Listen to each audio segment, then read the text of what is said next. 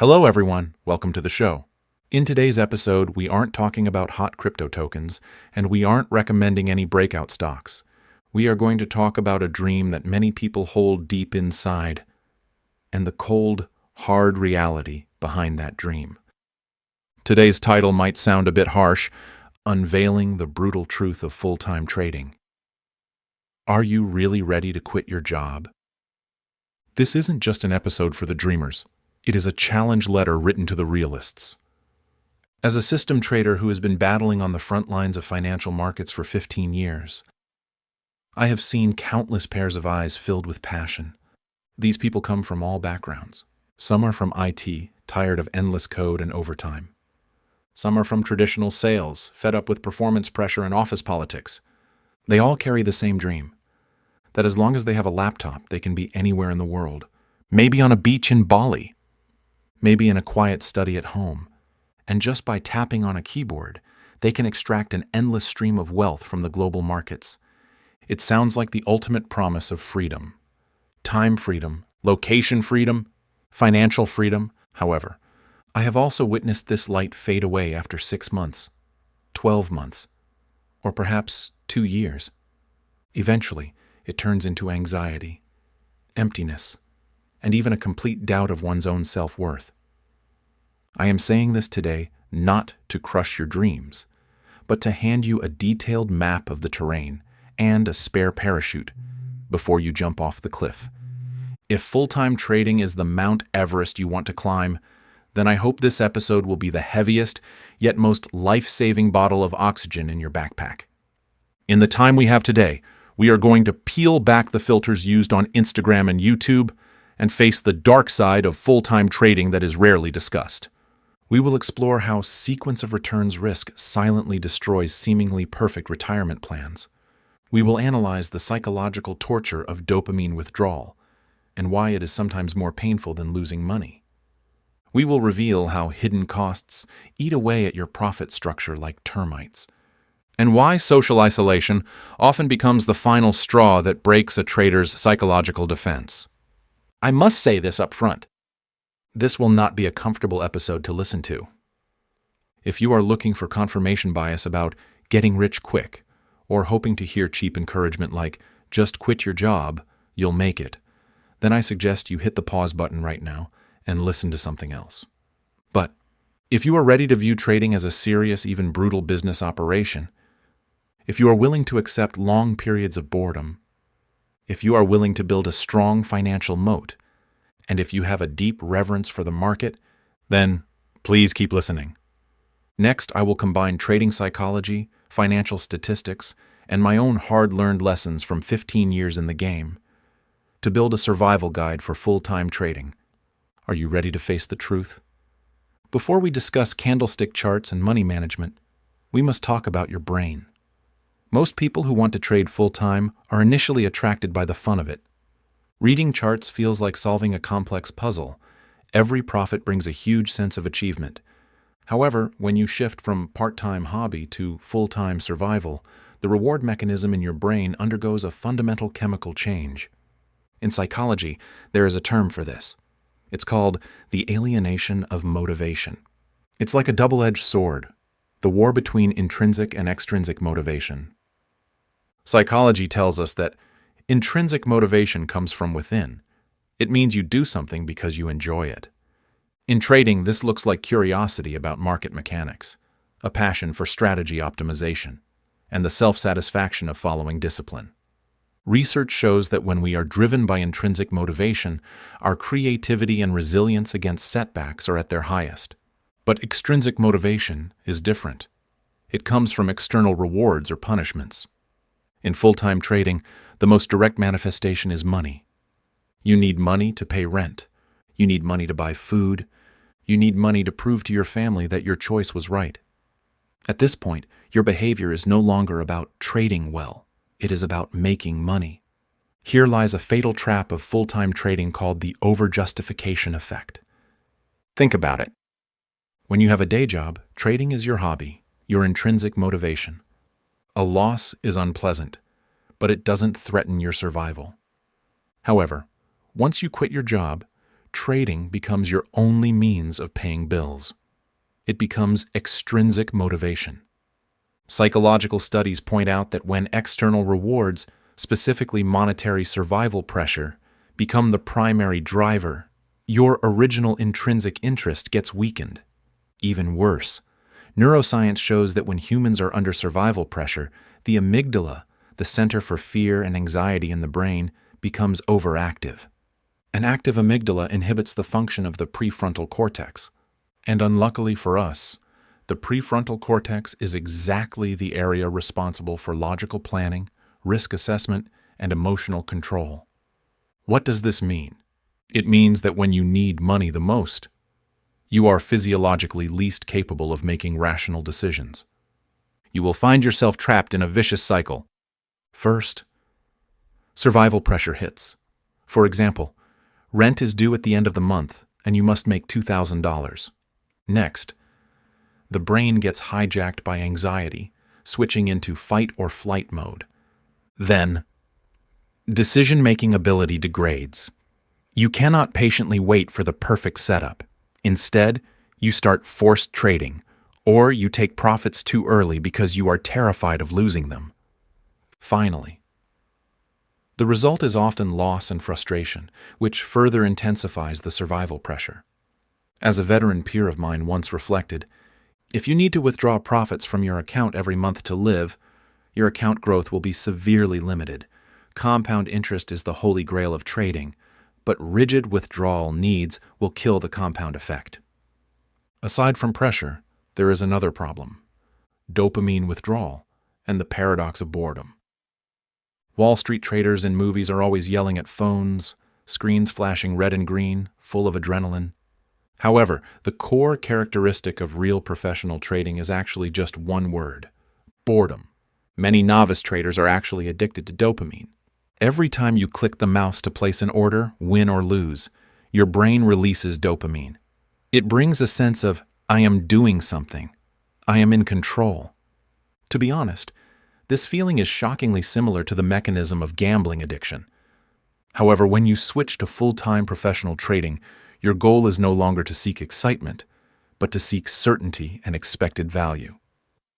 System traders like me might spend 90% of our time waiting, just like a sniper lying in the grass, waiting for that perfect opportunity that meets every single rule. Let's compare the mindset of a dopamine seeker versus a professional sniper.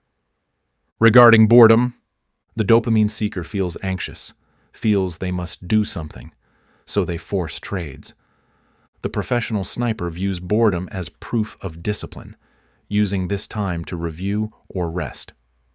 Regarding frequency, amateurs often overtrade, fearing they will miss out. FOMO. Professionals trade less frequently. They only fight battles they can win. They would rather miss out than mess up. Here is a deep insight. Boredom is actually your competitive edge. One of the ways institutional algorithms and market makers make profit is by harvesting retail traders who make irrational moves because they are bored. When you open a trade just to see what happens because volatility is low, you are providing liquidity to the market, which means you are giving away money. As a trader once shared online, trading is only boring when you are doing it right. If you feel excited, you are probably gambling. Professional traders must learn to coexist with boredom, even enjoy it. This psychological shift from seeking thrills to enduring dullness is one of the hardest thresholds to cross. It is literally a dopamine withdrawal response. You need to rewire your brain's reward loop to make waiting itself a rewardable behavior. If you think the challenge of full-time trading is limited to the screen, you are seriously underestimating the human instinct as a social animal. Full-time trading is one of the loneliest professions in modern society. This loneliness is not just physical solitude, but psychological isolation. First, physical isolation. It is an office with no colleagues. When you quit and go home, you lose more than just a hateful boss. You lose the chat in the break room, the company at lunch, the sense of belonging to a team, and the decompression ritual of complaining about work with colleagues after hours. In the trading world, there is no team. All decisions are made by you alone. All consequences are borne by you alone. An options trader from Israel once described his life like this: trading has become so mechanical, you don't need to interact with anyone. Although this brings freedom, it also brings extreme loneliness. You might miss colleagues, teammates, or simply the feeling of having people around. For introverts, this might sound like paradise. But for most people who need social feedback, this long-term physical isolation can lead to depression, anxiety, and a loss of self-worth. When you lose money for a week straight, and there is no one around who understands your stress, not even one person who can listen to you complain about the VIX index, that feeling of suffocation is devastating. Even scarier than physical loneliness is cognitive isolation. Trading is a highly specialized and counterintuitive field.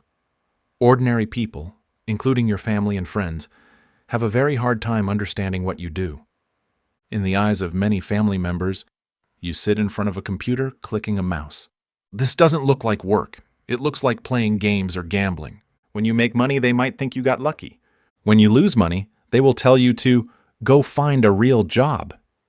Even more frustrating is the invalidity of sharing. When you excitedly tell your partner that today you strictly followed your stop loss and avoided a bigger loss, to you, that is a huge psychological victory. But to your partner, you still lost money. They cannot give you the affirmation you need. This makes you feel like you are walking the path alone. So my advice is, you must build a non-trading social moat. To fight this loneliness, you cannot expect your spouse or existing circle of friends to fully understand you. You need to actively build a new support system. First, find your tribe.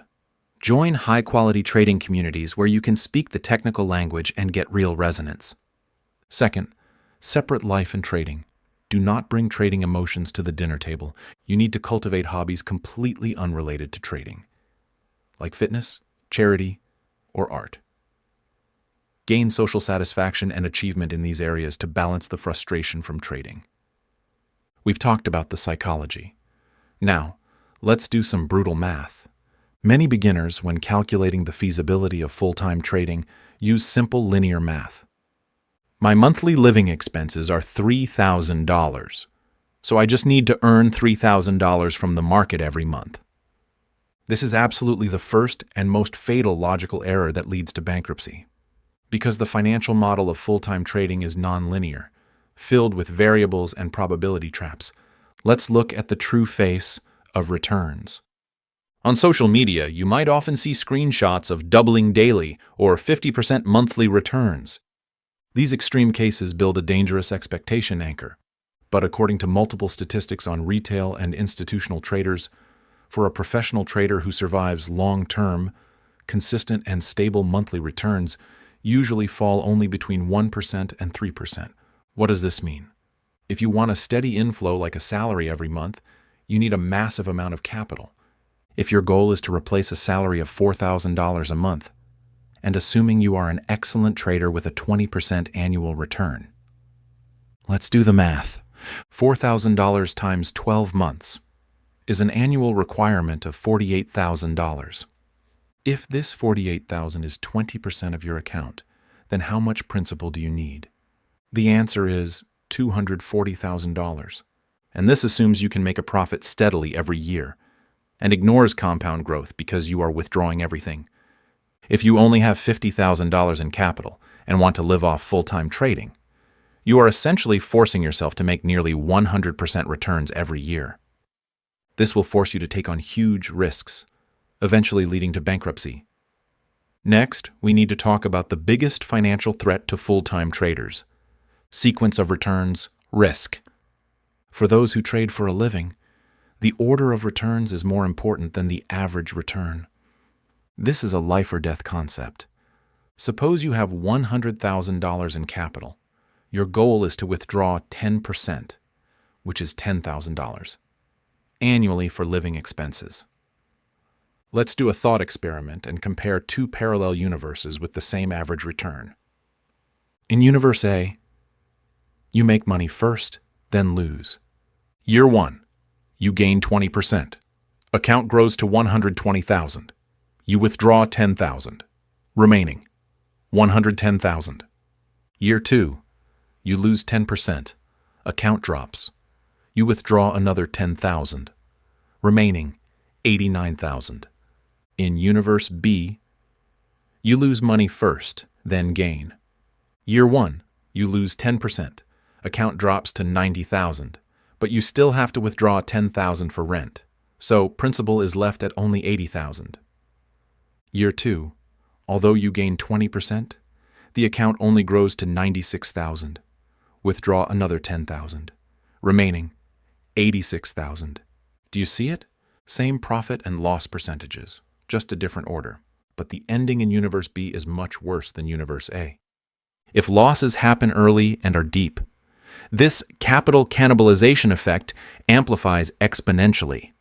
This is the double whammy. You are forced to withdraw money while capital is shrinking. The shrunken principal can no longer generate enough profit to fill the gap. This gives us a deep insight. The essence of full-time trading is cash flow management. When you quit your job, volatility is no longer your friend. It is your enemy. If you hit a bear market in your first year of full-time trading, your career might end right there. Furthermore, there are those hidden costs no one tells you about. It's not just living expenses. You are running a trading company. You need to pay for real-time data feeds, charting software, news terminals. Then there are trading costs, commissions, spreads, slippage, tax burdens, self-employment tax, capital gains tax, benefit replacement. You need to buy full health insurance yourself and save for your own retirement. And of course, opportunity cost. If you put your capital in an S&P 500 index fund, you might get 8% to 10% passive income annually. Let's do a reality check. If you made $50,000 trading, after deducting all these costs and taxes, you might only take home about $30,000. Is that enough to sustain your life? This leads to an even more critical question: the mathematics of survival. Why do 95% of traders fail? Because they don't understand risk of ruin. Many people focus on win rate, but ignore bankruptcy rate. Risk of ruin is a statistical concept. It calculates the probability that your account will fall to an unrecoverable level, given your win rate, risk-reward ratio, and risk per trade. Many beginners like to risk 5% or even 10% per trade, thinking this will double their account fast. But data shows that even if you have a system with a positive expectancy, if you risk 5% per trade, you still have a significantly high probability of going bankrupt in the long run. For full-time traders, to ensure survival, keeping risk per trade strictly between 1% and 2% is an unbreakable iron law. Here we must mention Monte Carlo simulation. This is a tool that uses thousands of random permutations to help you foresee the worst-case scenario. Simulations tell us that in a long trading career, even with a 50% win rate strategy, encountering 10 or more consecutive losses is almost a statistical certainty. So, now you have to ask yourself a few key questions. When the simulation tells you that in the next year, you have a 20% chance of experiencing a 30% drawdown in assets, when that day comes, can you still sleep at night? Can you still execute the next trade rationally, instead of pulling back in fear or increasing leverage out of revenge? Can you still pay your rent? If the answer to any of these questions is no, you are not ready for full-time trading. The market is not just a math game. It is an extreme test of your psychological baseline. So, what does the life of a real full-time trader actually look like? Forget those photos of drinking champagne on yachts. Real full-time trading life is boring, disciplined, and highly repetitive. Let's look at the schedule of a professional trader. Amateurs often oversleep, rush to open their computers, and get led around by news headlines. But professional traders read overnight news, check the economic calendar, review their trading plan, and even meditate or exercise to adjust their state. At the market open, amateurs chase highs and sell lows, placing orders emotionally. Professionals execute a preset trading plan. If there is no signal, they wait patiently. During the session, amateurs stare at every tick of the K line, emotions rising and falling with profit and loss. Professionals set price alerts and leave the screen. They read, research new strategies, and avoid overtrading. After the market closes, amateurs go to sleep with residual emotions. Professionals fill out detailed trading journals, analyze execution performance, and close the charts. Also, there are health risks. Full-time trading is a sedentary, high-stress profession. Chronic high levels of cortisol, the stress hormone, can lead to sleep disorders and cardiovascular disease. This not only affects health, but directly impacts the brain's decision-making ability. A successful trader must manage their physical energy like a professional athlete. The gym is not a luxury, it is a necessity. Of course, we also have to face the darkest moment, the drawdown. Trading is not just about making money, it is about how to lose money. Drawdown. The decline of the equity curve is an inevitable part of a trading career. When you are deep in a drawdown, your mind usually goes through several stages, from initial frustration and confusion to fear of missing out in an attempt to recoup losses, to the most dangerous emotional hijack, where you become stubborn, angry, trying to take revenge on the market by increasing size. Finally, you might enter the capitulation phase, giving up and trading like a gambler. So, how do you get out of the swamp? First, admit and pause. Admit that your psychological state is damaged. Pause live trading, or reduce your position size to the minimum. This is not to make money, but to regain confidence. Second, back to basics. Re-examine your trading journal. Big data shows that most losses stem from emotional execution errors, not the strategy itself. Third, slow climb. Don't try to make it all back in one trade. Just like a patient recovering from a serious injury, learn to walk first, then try to run. If you have listened this far, and you are still determined to quit your job to trade, then I have some concrete advice for you. This is your transition checklist. First, you need to build a financial buffer. You need 2 separate funds. The first is risk capital. This money is for taking risks. Even if you lose it all, it won't affect your life. The recommended amount is at least 20 to 50 times your expected annual income. The second is living reserves. This is your runway. It is money that absolutely cannot be put into the trading account. You need to save at least 12 to 24 months of full living expenses. The purpose of this money is to allow you to live calmly even if you make 0 profit in the first year, preventing survival pressure from destroying your trading mindset. Second, you need skill certification. You need to achieve profitability for 12 consecutive months in a real account. Why 12 months? Because you need to prove you can survive in bull markets, bear markets, and ranging markets. At the same time, you must have experienced and recovered from at least one significant drawdown. Finally, my strongest recommendation is adopt the hybrid model. Do not quit cold turkey. Keep trading as a side hustle. Maintain a part-time job or a low-stress day job. Stable cash flow protects your trading psychology. Many successful traders spent the first 3 to 5 years of their careers as part-time traders. Wait until your trading income exceeds your job income for 2 consecutive years before you consider quitting. Full-time trading can indeed bring ultimate freedom. No boss, no commute, no office politics, but the price tag for this freedom is expensive. It requires extreme self-discipline, enduring long-term loneliness, and a ruthless dissection of your own human nature. Back to the original question. Unveiling the brutal truth of full-time trading. Are you really ready to quit your job? If you are still expecting to get rich quick, expecting to make money without working, expecting the market to be your ATM, then the answer is no. The market will grind your capital and self-esteem like a meat grinder. But if you are ready to view trading as a serious business, willing to run your account like a company, willing to build a strong financial moat, and persist in reviewing your trades through countless lonely nights, then welcome to the cruelest, yet most fascinating arena in the world. Final advice: trading is for a better life. Do not give up life itself for trading. Before you press the sell button to quit your job, please make sure you have buckled your parachute. Thank you for listening.